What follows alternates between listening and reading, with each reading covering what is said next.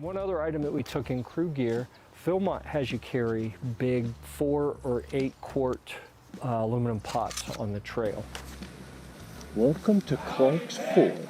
And I think that's kind of silly. It's actually something that Steve Nelson, the director of camping at Philmont, saw me in base camp, saw my Ask Your Crew Leader shirt, came up, started talking, and then he's like, oh, by the way, I have assigned someone on the Ranger staff to review all of our gear and process recommendations because it's been 20 years since we've done that, and a lot of technology and backpacking practices and gear have changed in the time being, and we think, you know, we could probably do some things better.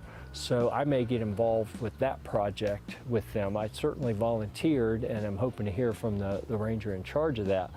But since he mentioned, you know, technology evolving and backpacking practices and gear evolving, here's something that's changed. We now have heat exchanger pots that are a whole lot more efficient at heating water.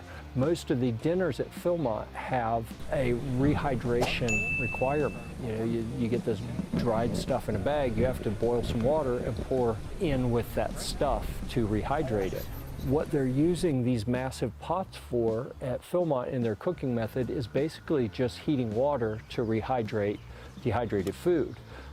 Why would you use a big pot with huge surface area that's very inefficient when you have a heat exchanger pot or a jet boil pot that has insulation on it that will heat water so much more quickly with less fuel use, and you save a lot of time. So we had an occasion where the crew, while I have very well documented problems with the Philmont cooking method, the crew that I went with this time chose to use the Philmont cooking method anyway.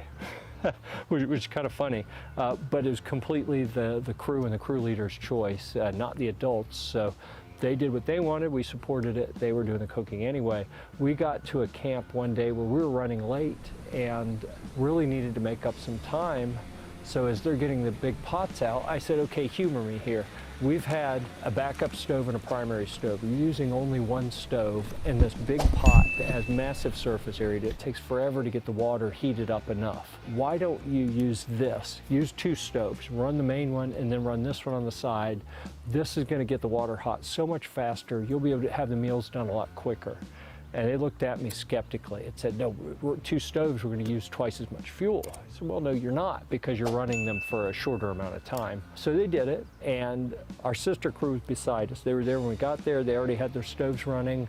We heated our water, rehydrated our food, the exact same meals, and we were even done with cleanup, packed on the trail before they were eating, because the Philmont method with those massive pots takes so much longer to heat the water compared to a heat exchanger pot with a lid on it. And this isn't even a jet boil with insulation. I mean, this is just an aluminum 1 liter. And we had to do this 3 or 4 times, but that was still quicker than doing one big pot the Philmont way. So I highly recommend that you look into some heat exchanger pots like a jet boil pot or this Ollie Camp. Again, there's a link on the gearreport.com article for best budget Philmont backpacking gear. We also had a windscreen from an MSR Whisper Light that we no longer use.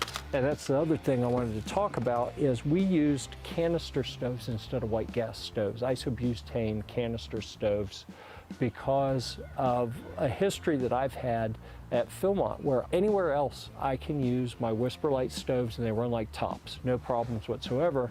But every time I've taken a white gas stove to Philmont, I've had issues with them clogging and not working properly and requiring too much maintenance. So I believe, based on how well they work everywhere else and how poorly they work at Philmont, that they have some issues with the fuel supply, because Philmont supplies the white gas. Some contamination gets introduced somewhere in their process, because we have pretty persistent problems with white gas stoves at Philmont, but not anywhere else. The isobutane canister stoves, you don't have those issues. Plus, I had another crew advisor on the trail telling me at one of the camps that one of their scouts knocked over a white gas fuel bottle with the lid off and they lost a whole bottle of fuel. So you don't have that with the canister stoves. They're sealed. You can't get contamination in them. You can't knock them over.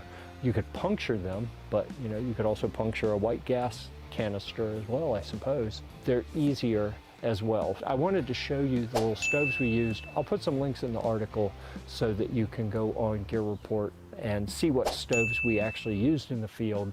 They were like $30, $40 a piece. Chinese knockoff canister stoves, and they worked beautifully. One of them had a little piezo ignition system, so you didn't even have to have a lighter. You just turn the gas on, pop the little button, and boom, it's lit. As compared to a white gas stove where you've got to fill the fuel bottle and screw the pump in and pump it up and flip the thing this way and hook it up and then prime it to get some fuel on the outside and light it and let it pre-warm and burn that off and then try to light it without getting a huge flame or catching the woods on fire. Whereas the isobutane canisters, you screw it on, you crack the valve, you hit the button, boom, it's lit, it's going.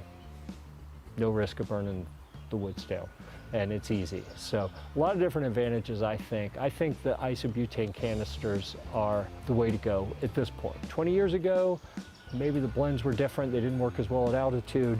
Today, they work fine at altitude. We had no issues anywhere we went. They worked like champs the whole time, but we had to ship those back via U.S. Postal Service, and they have not arrived yet. I would show them to you, but they haven't been delivered yet. So maybe tomorrow they'll show up. All right, inside the boots, we'll have socks. I prefer to wear right socks because they're